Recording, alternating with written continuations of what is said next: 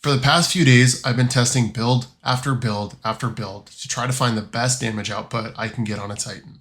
And honestly, it should have been obvious as it was right in front of me during Vesper's Host contest mode during the second encounter, because I had recently gotten my hands on what I would consider a God Roll exotic class item with Spirit of the Warrior and Spirit of Star Eaters. Luckily, you can now focus those class items in the Pale Heart.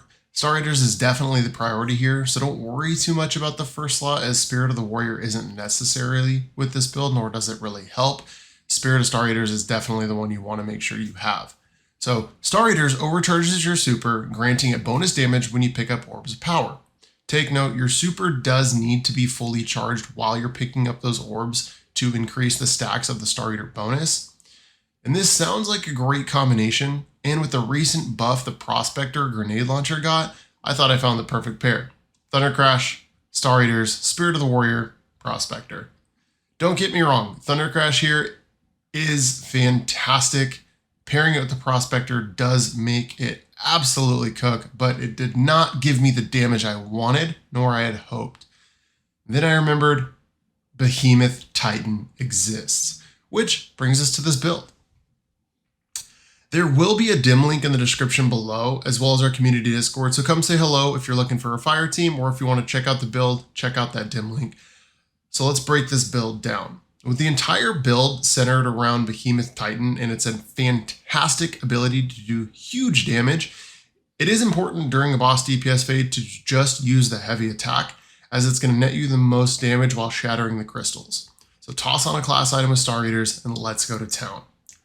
First, let's jump into the artifact mod, as there's some great options in here that can really help amplify the rest of your build.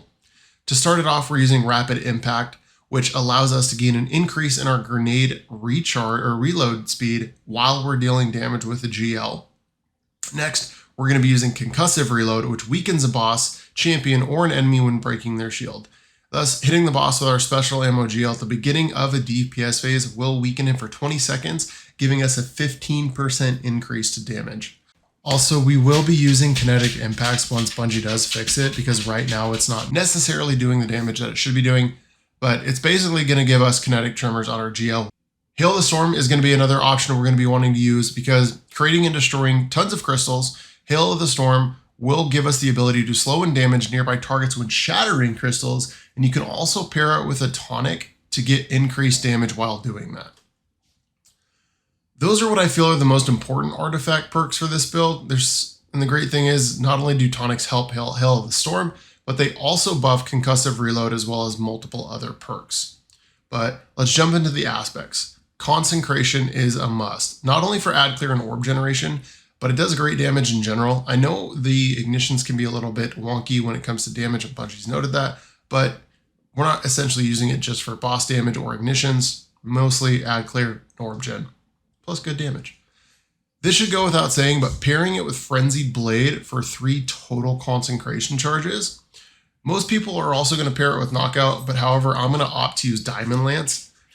Couple reasons is Diamond Lance gives us Frost Armor, which can stack up to 8 times, netting us 36% damage reduction. I believe it's 4.5 per stack. But the main reason that I like to use it is it's for ability to freeze enemies close up, but also you can throw it so you can freeze enemies further away. We're also going to be using a Glacier Grenade to freeze targets, but also to create a sort of shield if we are in a pinch and we're getting close to death. And if we don't have our class item up, we can toss up a Glacier Grenade as long as they don't shatter too quickly. But just helps us give us a little bit of extra, oh shit, you know. But to give us more damage reduction, we're going to be using Faceted Protection for 15% DR and 32% DR while we're Transcendent. Faceted Blessing to get health regen on melee kills. It'll help a little bit since we aren't using Knockout.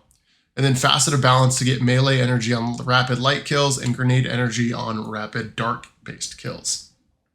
Facet of Ruin here is going to be another key fragment that we want to be using. This gives us an increase to the size and damage when shattering stasis crystals, which we will be doing a lot of, since as you know, Behemoth creates a ton.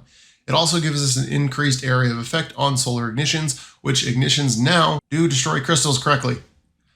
Facet of Dawn gives us Radiant on powered melee hits. Not necessary, the Radiant doesn't last that long, but we are using it because free Radiant.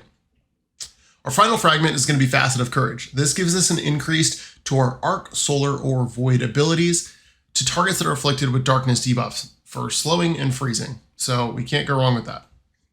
Weapons of choice though, we're going to be using Lost Signal. Mine has auto-loading holster to not only help debuff the targets with our grenade, makes it really easy. We can stow it, load it back up, similar to Witherhoard.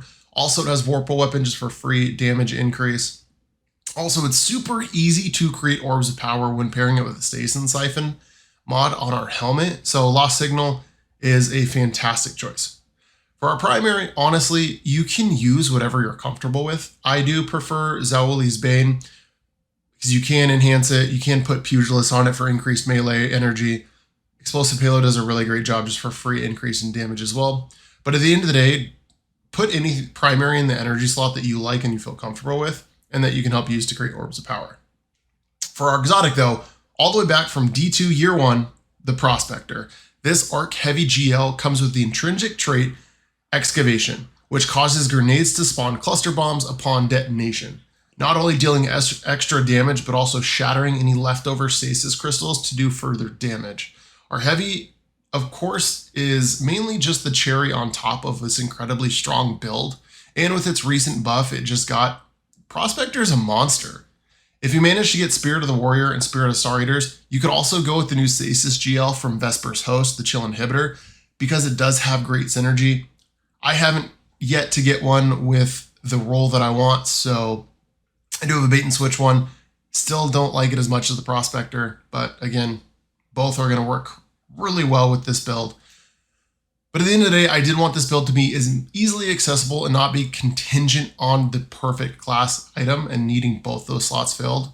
So just try to get one of the Spirit of the Star Eater since you can focus it now. It makes it a lot easier. At the end of the day, Prospector is more fun anyways. And the rest of the armor mods mainly are centered around increasing orb generation and damage resistance to pair with whatever activity that we're going into.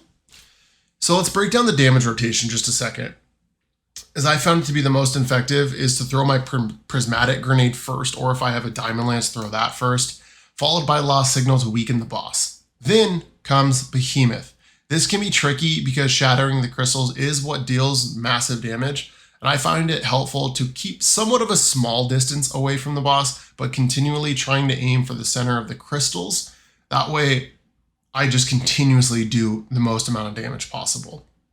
It does take a little bit of practice to make sure you get it down correctly, but it is relatively plug and play. Immediately following the end of my super, I will throw another prismatic grenade, and then I will dump my Prospector mag into him. This rotation is relatively easy and absolutely phenomenal because Prospector, great damage on its own, but it also will shatter any remaining leftover stasis crystals, just dealing more damage. So if you want to give it a try, let me know what you think. If you want to improve it, drop a comment down below. But there you have it, folks. This is your prismatic stasis build. If you want to check it out, like I previously mentioned, there's a dim link in the description below. Also our Discord community as well, if you're looking for a fire team or you want to do some content or just need someone to play with. But other than that, I'll catch you in the next one.